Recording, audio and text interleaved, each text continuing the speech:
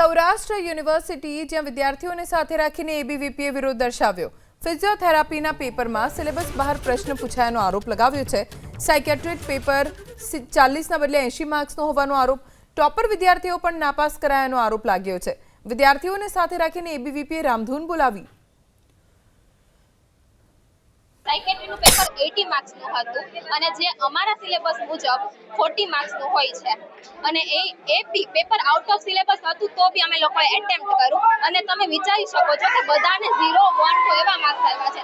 એ specially જે લોકો toppers છે એ લોકોને બહુ જ ઓછા માર્ક્સ આવ્યા છે આ વખતે સાયકેટ્રીમાં। તો આ બહુ ગંભીર બાબત છે અને બીજી બાબત એ છે કે આ લોકો રીએસેસમેન્ટનું રિઝલ્ટ પણ એક વીક પહેલા આપે તો હવે સ્ટુડન્ટ્સને વાંચવું ન વાંચવું કેમ ખબર પડે આ બધી વસ્તુની। અને જે લોકોએ રીએસેસમેન્ટમાં નાખ્યું હોય છે દર વર્ષે એ લોકોનું રિફંડ બી પાછું નથી આવતું। આ બધી બાબતો બહુ જ ખરાબ છે યુનિવર્સિટી વાળા લોકો પણ 1 માર્ક રાખી દે છે કોઈ સબ્જેક્ટ્સમાં।